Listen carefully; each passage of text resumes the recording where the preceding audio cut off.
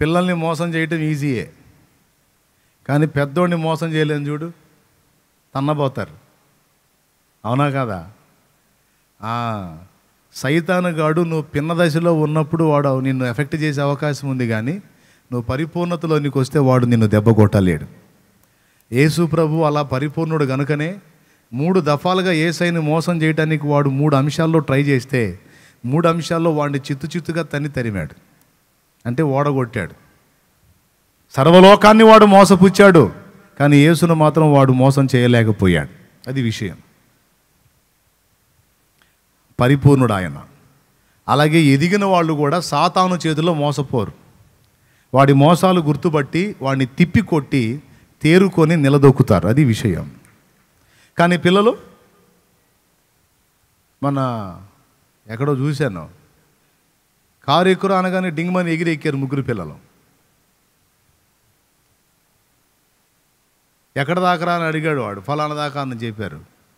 వాడు నవ్వుతా video camera పెట్టి వాడు ఇదే పనిలో పెట్టుకున్నాడు, ఈ పనే పెట్టుకున్నాడు.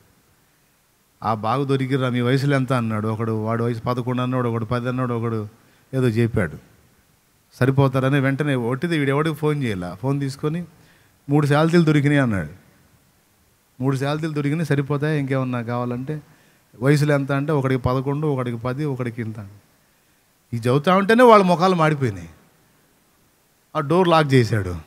అన్న డోర్ తీయనా, అన్న బండి ఆపనా, అన్న డోర్ తీయనా, అన్న బండి ఆపనా. గప్చుప్ కూర్చోండి, ఇంక మాట్లాడితే ఇక్కడే పొడుసా కూర్చోండి. అమ్మో అని పెద్ద పెద్ద కేకలేసి గందరగోళం చేశారు. ఎక్కడ రానగానే ఎక్కేశారు. అదే ఎదిగినవాడు అలా మోసపోలేడు. ఒకవేళ అవతల వాడు ఏదైనా హడావుడి చేసినా భయపడాడు. స్తోత్రం కలుగును గాక. తొందరపడి ఎక్కడో వివేచించుకొని ఎక్కుతాడు. పిల్లరా, పిల్లవాడిని మోసం చేయొచ్చు, కానీ పెద్దవాడిని, ఎదిగిన వాడిని మోసం చేయలేం. 2, ఎదుగుదల, పరిపూర్ణత మనకెందుకు అవసరం అంటే ఎదుగుదల వలన మోసం నుంచి తప్పించబడే అవకాశం ఉంటుంది. వాడి తంత్రాలు ఎరిగి వాడిని తిరిగి దరువేయటానికి మనకు అవకాశం ఉంటుంది. అది విషయం. భయములో బ్రతకడు పిల్లవాడు. ప్రతిదానికి భయపడతాడు. వాడు కుక్క వెంటబడ్డా భయపడతాడు, లేకపోతే ఏదన్నా చీకట్లో నీడ కనపడ్డా భయపడతాడు, పగలేదన్నా మనం భయపెడితే అదురుకొని నైట్ కలవరించుకుంటూ ఉంటాడు. భయంలో బ్రతుకుతాడు పిల్లవాడు. ప్రతి విషయంలో భయమే. ఇంటికాడ తల్లిదండ్రులకు భయమే, స్కూల్కి వెళ్తే టీచర్తో భయమే. భయం భయం భయం గుప్పెట్లో బాధ. అదే ఎదిగిన వాడు భయం నుండి విడుదల పొందుతాడు. అర్థమైందా? ఏది చేయాలో తెలుసు, ఏది చేస్తే ఏదైతే తెలుసు, దేన్ని ఎలా తిప్పికొట్టాలో తెలుసు, అన్ని విషయాలు గ్రహింపు ఉంది కనుక భయరాహిత్యాన్ని పొందుతాడు ఎదిగినోడు. ఏమయ్యా, అవునా కాదా? స్తోత్రం చెప్పండి, గట్టిగా చెప్పండి. ఈ రకంగా పిల్లవాడికి పెద్దవాడికి ఉన్న వ్యత్యాసం ఏంటో నువ్వే రాసుకో. పిల్లవాడి మీద ఎవడైనా దాడి చేస్తే తిప్పి కొట్టలేడు. అదే పెద్దవాడి మీద ఎవడైనా దాడి చేస్తే తిరిగి ఎదుర్కొనే శక్తి కలిగి ఉంటుంది. మెంటల్గానే కాదు, ఫిజికల్గా కూడా ఎదుర్కోగలుగుతాడు, శారీరకంగా కూడా ఎదుర్కొంటాడు.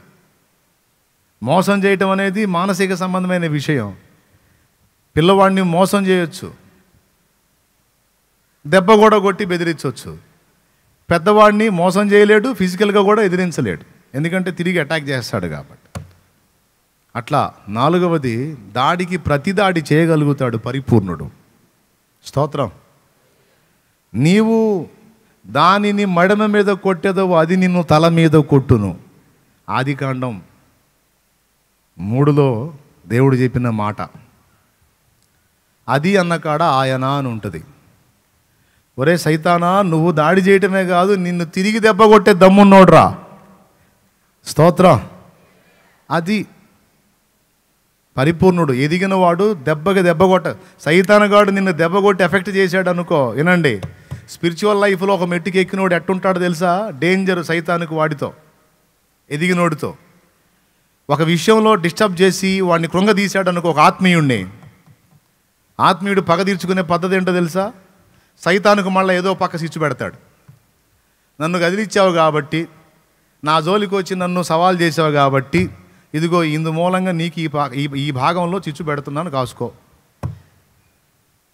ఎదిగినోడు ఆ పని చేస్తాడు, దెబ్బకి దెబ్బ. స్తోత్రం. అర్థమైందా? పిల్లలు దాడికి ప్రతి దాడి, దెబ్బకి దెబ్బ లేదు. నేను చాలాసార్లు ఉపదేశంలో కూడా చెప్పా, సైతానుగాడు నిన్ను ఏ విషయంలోనన్నా కృంగదీస్తే పగ తీర్చుకో. వాడి మీద పగ తీర్చుకునేది ఏం లేదు. కొద్దిగా ప్రార్థన చేస్తుంటే నీ ప్రార్థన చెడగొట్టాడు అనుకో, రెట్టింపు చేయి. అర్థమైందా? వాడిని ఏడిపించే పద్ధతి ఒకటి. ఇంకా ఎక్కువ బైబిల్ చదువు, సస్తుంటాడు వాడు. ఇంకెక్కువ ప్రార్థన చేయి, సత్తుంటాడు. ఇంకెక్కువ మందికి సువార్త చెబుతుండు, ఇంకెక్కువ ప్రాంతాలకు వెళ్ళి ప్రకటిస్తూ ఉండు. అదే వాడికి నువ్వు పెట్టే నిప్పు. వాడి మీద పగ తీర్చుకునే పద్ధతి. నాలుగోది ఏంటంటే, వాడు నిన్ను ఏడిపించి ఏడుపు ముఖం చూడాలని చూస్తాడు. ఎక్కువ నవ్వుతా తిరుగు, హ్యాపీగా తిరిగి, ఇంకా సంతోషంగా తిరుగు. వాడు శ్రమ రెట్టింపు చేసే కొద్దీ నువ్వు సంతోషంలో రెట్టించిపో. సింపుల్ అండి, సింపుల్. మనం చేసేదే. ఇప్పుడు మన ఇరుగు పొరుగుల్లో మనం అంటే గిట్టనోళ్ళు మనకేదన్నా ఇబ్బంది కలిగింది అనగానే వాళ్ళు నవ్వుతా తిరుగుతారే. వాళ్ళు నవ్వుతా తిరిగినప్పుడు మనం ఎట్ట కవర్ చేస్తాం? ఇంట్లో కూర్చొని మీటింగ్ వేసుకుంటాం. ఆ పక్కోళ్ళు ఈ పక్కోళ్ళు ఇద్దరు యాంటీయే, మనకి ఇలా జరిగింది అని వాళ్ళకి తెలిసింది. వాళ్ళు ఎకఎకల పకఎకలు అర్థమవుతున్నాయి. ఇప్పుడు మనం ఏడుపు కొట్టి మొఖాలు వేసుకొని తిరిగామంటే ఎక్కువ చేస్తారు. కాబట్టి ఇప్పుడు మనం ఏం చేయాలి? ఎంత జరిగినా ఏం జరిగినట్టు ఇంకా పెద్దగా నవ్వుతా ఎగిలించుకుంటా తిరగాలి అని మీటింగ్ వేసుకొని మరి చేస్తారుగా. అప్పుడేం చేస్తారు? ఇంకా ఈ వీళ్ళు వాళ్ళు చూస్తుండగా ఇంకా హ్యాపీగా ఉన్నట్టు కనపడతారు. లోపలేమో గందరగోళం అవుతుంది. ఇంకా హ్యాపీగా ఉన్నట్టు కనపడతారు. వీళ్ళు ఎప్పుడైతే పెద్దగా నవ్వి మాట్లాడుకోవడం మొదలు పెడతారో అప్పుడు దాకా ఎగిలిచ్చేవాళ్ళు లేదు. ఏంది వీళ్ళు, ఏంది ఆడవాలే, ఏంది వీళ్ళు నవ్వుకుంటూ తిరుగుతున్నారు ఏంది అని ఆడ ఆశ్చర్యంగా మొహం పెట్టి చూస్తుంటాడు. అది దెబ్బకి దెబ్బ అన్నమాట. రైట్. ఏడిసేవాడి ముందు ఇంకొంచెం, మనల్ని చూసి నవ్వేవాడి ముందు ఇంకొంచెం ఏడుతో తిరగటం కాదు తెలివే. మనల్ని చూసి ఎగతాళి చేసేవాడి ముందు ఇంకొంచెం ఇగిలిత్తా తిరగాలి, తప్పదు. అదే వాడికి శిక్ష, మనం వేసే శిక్ష. సైతానుగాడు మనల్ని ఏడుపుకు గురి చేసి, వేదనకు గురి చేసి వాడు ఇగిలించడానికి ట్రై చేస్తాడు. అప్పుడు మనల్ని దేవుడు ఏం చెప్పాడంటే, సంతోషించండి, ప్రభువునందు సంతోషించండి, చింతల్లో సంతోషించండి, ఎడతెగక ప్రార్థన చేసి అన్నీ దేవుడికి చెప్పండి, మీరైతే ఎల్లప్పుడూ సంతోషించండి. ఇది కూడా వాడిని మనం కొట్టే దెబ్బల్లో ఒకటి. పిల్లోడైతే ఏడుతో కూర్చుంటాడు. ఏడిసేవాడిని చూసి మనం కూడా అప్పుడప్పుడు ఏడిపిస్తుంటాం పిల్లల్ని, అవునా? ఒకడు అంతే ఊరకు అట్లా లాగి అని మొదలు పెడతాడు. అట్ట అంటాడు. మనకు కనపడితే తడవక లాగట్టు వాడు అనగానే మళ్ళీ చేతికిట్టు ఏ అంటాడు, మళ్ళీ లాగుతా అంటాడు. అదొక హ్యాపీ కదా? అట్లేదా? అదే పెద్దోడి దగ్గర అట్లా లాగితే వాడు నవ్వుతాడు, ఏడిచాలే పోరా. కాబట్టి వాడి దగ్గర ఆటలు, వాడు ఏడిపించే కొద్ది ఏడుపు ముఖం వేసుకొని తిరిగావు అనుకో, వాడు ఇంకా ఏడిపిస్తాడు, ఇంకా ఇగిలిస్తుంటాడు. వాడు ఇగిలిచ్చకూడదు. వాడు ఆడవాలంటే వాడు ఏడుపు కదిలించినా సరే, ఏడుపు కలిగించినా సరే నువ్వు ఇగిలిత్తా తిరగాలి. అది బ్లంట్గా చెప్పాలంటే మన భాషలో అది. అంటే మనం అందరము సువార్త చెప్ప పని లేకుండా, ఓహో దేవా వాళ్ళను మార్చయ్యా, వీళ్ళను మార్చయ్యా, మా ఇంట్లో మా ఆయన్ని మార్చయ్యా, మావిడిని మార్చయ్యా, అబ్బాయిని మార్చయ్యా, అమ్మాయిని మార్చయ్యా, అమ్మను మార్చయ్యా, నాన్న మార్చయ్యా, ఈ ఏడుపులు పెడబొబ్బలు లేకుండా, ఈ ప్రార్థనలతో నిమిత్తం లేకుండా, అసలు మనం సువార్త చెప్పే అవసరం లేకుండా ఒక్క పని చేయొచ్చు దేవుడు. ఒక్క దూతను పంపిస్తే చాలు. గాబ్రియల్ ఒక్కడిని పంపిస్తే చాలు. గాబ్రియల్ నువ్వు పో, ఆకాశ మధ్యలో కనపడు, అందరికి వినబడేటట్టు ఒక ఆర్భాటంతో శబ్దం చేయి, లోకమంతా నీకు వెళ్ళి చూసిద్ది. టీవీలో లైవ్లు పెట్టుకుంటారు. చెప్పు, ఏయ్ మనుషులారా, ఏసే నిజమైన దేవుడు, ఏసు తప్ప వేరొక దేవుడు లేడు.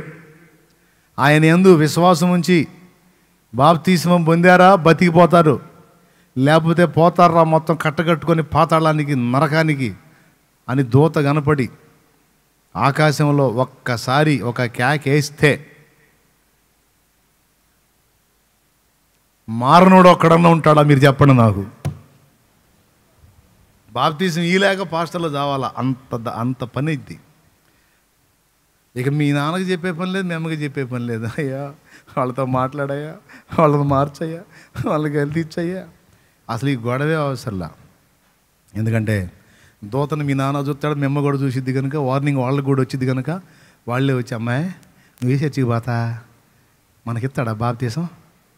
ఏంది ఇప్పుడు బాప్తీసం అడుగుతున్నారు? ఏంటంటే అడిగేది ఏందమ్మాయి, ఆమెతో దూత కనపడుతుంటే అక్కడ, వాయమ్మో ఆయనేనంటగా. ఊరే వీళ్ళందరూ అనుకుంటున్నాం మనం, ఆయన వీళ్ళందరూ కాదు, ఆ యేసుప్రభు అన్నాడు, అదిగో దూత ఆమెతో రెక్కలు వేసుకొని కనపడుతుంటే అని వీళ్ళు రెక్కలు కట్టుకొని వచ్చి చర్చిలో వాళ్తారనమాట. ఇదేదో బాగుంది కదా, శుభ్రంగా ఆ పని చేస్తే గొడవ వదిలిపోను. ఇక మనకు ప్రార్థన చేసే శాఖ ఉండదు, నువ్వు మారు అని చెప్పే అవసరం ఉండదు, నువ్వు జాగ్రత్త అని చెప్పే అవసరం ఉండదు. ఇంకా అట్ట దూత కనపడి చెప్పే పని అయితే ఫ్రెష్గా పాపం చేసుకుంటున్నాడు కూడా అన్నీ మానుకొని కూర్చుంటాడు. చెయ్యిరాను నేను చేయను రా బాబు, నీ దండం పెడితే దూత కనపడ్డాడు రా బాబు, చెయ్యిరా ఏం కాలే చెయ్యరా, నేను చేయను రా నీకు దండం పెడతా, అమ్మ చేస్తే చేస్తారా? నా చెవులారైనా అందరూ చూశారు, కళ్ళారా చూశారు. కంట్రోల్ అయిపోతారు. ఇక ఎవరిని బలపరిచే అవసరం లేదు, జాగ్రత్తలు చెప్పే అవసరం కూడా లేదు. అవునా? అబ్బా షాకిరే ఉండదు కదా ఈ పని చేస్తే, షాకిరే ఉండదు. అయితే మరి ఎందుకని ఆ పని చేయట్లే యేసయ్యా? చిన్న ప్రశ్న. దానికి కొన్ని కారణాలు ఉన్నాయి. మొట్టమొదటిది, పరలోక రాజ్యములోనికి వచ్చే వాళ్ళందరూ కూడా విశ్వాసమును బట్టే రావాలి, కానీ విశ్వాసము లేకుండా రావడానికి లేదు. అది దేవుని రూల్. రక్షణ ఎవరికి అంటే విశ్వసించిన వానికి. విశ్వసించుట అంటే ఏంటంటే కళ్ళకు కనపడేదాన్ని చూసి ఒప్పుకోవటం కాదు, అదృశ్యమైనది ఉన్నదనుటకు రుజువు, నిరీక్షింపబడు వాటి యొక్క నిజస్వరూపము. ఇప్పుడు షాలేము రాజన్న ఇక్కడ కూర్చున్నాడు, దీన్ని ఎంతమంది విశ్వసిస్తున్నారు?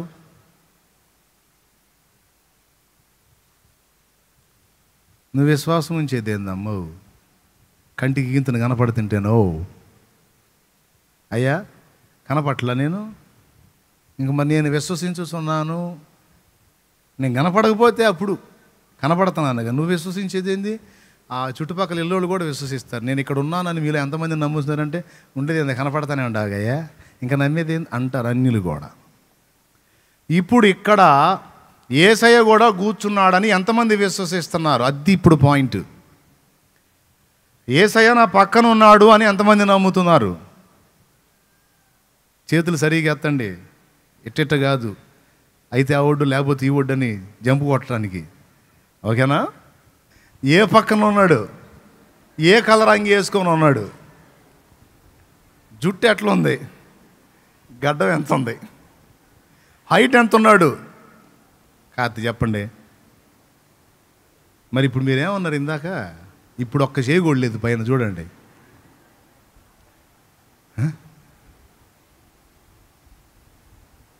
కనబడట్లేదన్నా. మరి కనబడనప్పుడు ఎట్లా నువ్వు చెప్తున్నావు నా పక్కన ఆయన ఉన్నాడని? విశ్వాసమును బట్టి చెప్పుచున్నా. దేన్ని బట్టి విశ్వాసం వచ్చింది నీకు? ఆయన మాటను బట్టియే. క్రీస్తును గూర్చిన మాటను బట్టే నాకు విశ్వాసం వచ్చింది. ఆ విశ్వాసాన్ని బట్టి, ఆ మాటను బట్టే నీ ప్రక్కన ఆయన నిలిచున్నాడని నేను నమ్ముచున్నాను.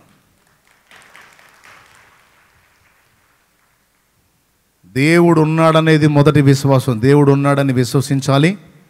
ఆ దేవుడు మనందరి పాపముల కొరకు ప్రాయశ్చిత్తముగా బలై తిరిగి లేచాడనేది కూడా విశ్వసించాలి. ఆయనను విశ్వసించుట ద్వారా, ఆయనను ఆశ్రయించి పాప క్షమాపణ నిమిత్తం ఆయన చెప్పిన పని బాప్తిస్మం పొందుట ద్వారా, ఆయన మాటకు విధేయత చూపుట ద్వారా నేను ఆయన రాజ్య వారసునవుతాను అనేది కూడా నేను విశ్వసిస్తున్నాను. అని విశ్వాసాన్ని ప్రదర్శించిన వారికి మాత్రమే ఆ రాజ్య ప్రవేశం ఏర్పాటు చేశాడు. ఇప్పుడు దూత కనపడి చెప్పాడు అనుకో, అసలు దూత దాకా కూడా అక్కర్లా, సాక్షాత్తు యేసయ్య కనపడి రే అన్నాడు అనుకో, ఎవడన్నా ఉంటాడు ఇక మారకుండా. నక్సలైట్లు ఉగ్రవాదులు కూడా మారు మనసు పొంది బాప్తీసం పొందుతారు. స్తోత్రం. ఇక ఆఫ్ఘనిస్తాన్ వాళ్ళు లేదు, కజకిస్తాన్ వాళ్ళు లేదు, పాకిస్తాన్ వాళ్ళు లేదు, ఇంకో స్థానం వాళ్ళు లేదు, మొత్తం కట్టగట్టుకొని బాప్తీసం పొందుతారు యేసయ్యే కనపడి చెబితే. అట్లా కనపడి చెప్పినప్పుడు వారు విశ్వసించిన వారి లిస్టులోకి రారు. అందుకే అన్నాడు, చూసి నమ్మిన వారికన్నా పెద్దగా చెప్పండి అది. చూడక నమ్మిన వారు అన్న లిస్టులో మనకి పరలోక రాజ్య ప్రవేశమే కాదు, చూడక విశ్వాసం ఉంచినందుకు బహుమానం కూడా ఉంది. ఇప్పుడు కొట్టండి.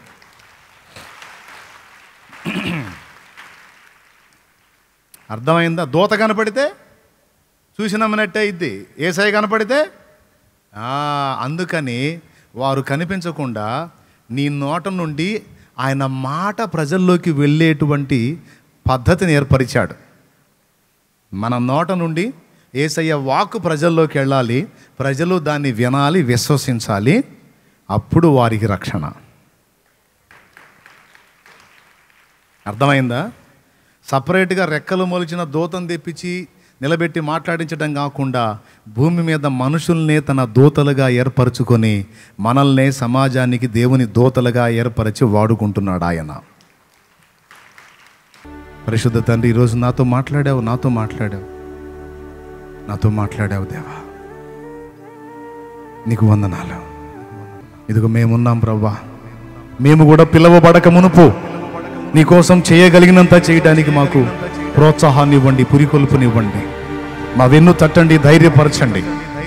సడిన మోకాళ్ళు బలపరచబడాలి, వడలిన చేతులు ఉజ్జీవింపబడాలి, నీ పనిలో పరిగెత్తాలి, శ్రమ అనుకోకుండా, ప్రయాస అనుకోకుండా, సమయమందును అసమయమందును మరి ఎక్కువ నీ కొరకు కష్టపడాలి. మేము చేసింది కొంచెమే, చేయాల్సింది ఇంకా చాలా ఉంది నా తండ్రి, చేయాల్సింది ఇంకా చాలా ఉంది నా తండ్రి. ఇంకా చేయునట్లు, విస్తారంగా చేయునట్లు శక్తినివ్వు, బలమునివ్వు, అభిషేకమివ్వు, ఆత్మనివ్వు.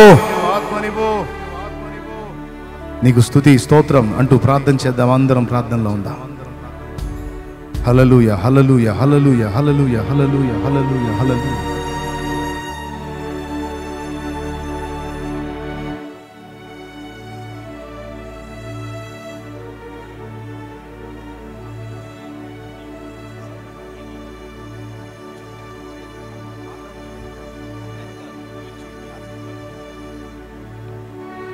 పరిశుద్ధ తండ్రి, నీకు వందనాలు. ప్రేమ స్వరూపిక దేవా, నీకు స్తోత్రాలు.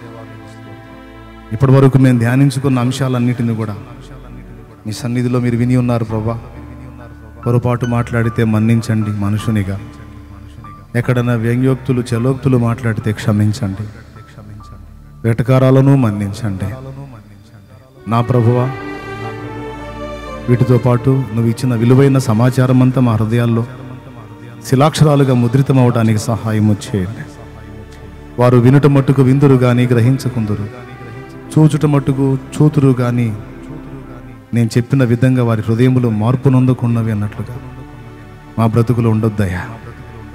విని లోబడాలి, చూసి రూపాంతరం చెందాలి. కృపతో జ్ఞాపకం చేసుకో.